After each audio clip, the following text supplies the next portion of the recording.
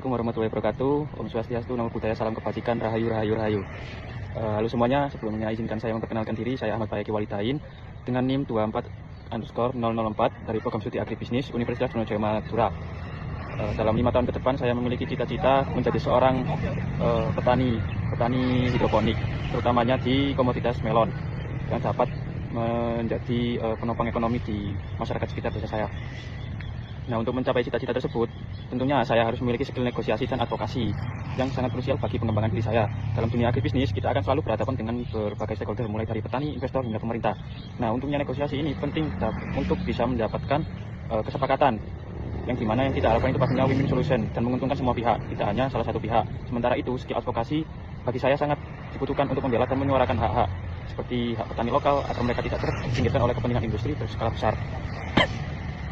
Selanjutnya terkait di kasus restoran Spice Garden, jika saya bertindak sebagai perwakilan petani lokal, saya akan menggunakan kerangka IDEA dengan mempertahankan peran kami. Yang pertama, satu, identifikasi.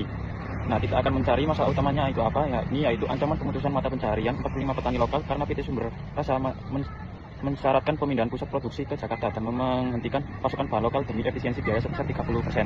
Nah, yang kedua yaitu mendefinisikan. Tujuan saya adalah mempertahankan kontrak suplai bahan baku organik petani lokal dengan Spice Garden, di mana stakeholder yang terlibat adalah petani, pemilik Spice Garden, PT Sumber Rasa, dan dinas peristiwa di DIY. Dan yang ketiga yaitu eksplorasi, di mana saya akan mengeksplorasi unique selling proposition atau USP atau nilai jual utama Spice Garden. Dengan prestasi restoran ini sangat bergantung pada persiapan organik lokal. Jika dihilangkan oleh PT Sumber Rasa, restoran akan kehilangan identitas dan pelanggannya. Alternatif solusi yang bisa ditawarkan adalah sistem hybrid, di mana cabang Yogyakarta tetap disuplai 100% oleh petani lokal sebagai flagship store atau toko utama yang otentik, sementara cabang di kota lain dikelola oleh sistem central kitchen. Dan yang keempat yaitu aksi. Langkah konkret yang akan saya lakukan yaitu yang pertama, mengonsolidasikan 45 petani lokal menjadi satu paguyuban yang solid. Yang kedua, melakukan audiensi dengan dinas pariwisata di daerah istimewa Yogyakarta untuk meminta dukungan advokasi, serta mengingat restoran ini membawa citra pariwisata daerah. Dan yang terakhir yaitu mengajak pemilik Spice Garden dan PT Sumber Rasa untuk bernegosiasi dengan membawa data bahwa memutus identitas lokal dan organik justru akan membahayakan brand value atau nilai merek dari investasi 4 miliar tersebut. Nah, sebagai penutup dan untuk kesimpulannya ialah bisa dilihat bahwasanya Spice Garden adalah pusat jaringan, yang dimana hubungan kuat antara Spice Garden, petani lokal, dinas pariwisata, dan wisatawan adalah ekosistem yang tidak boleh dirusak hanya karena masuknya PT Sumber Rasa, di mana ekosistem ini saling menguntungkan dan menjadi nyawa bisnis tersebut.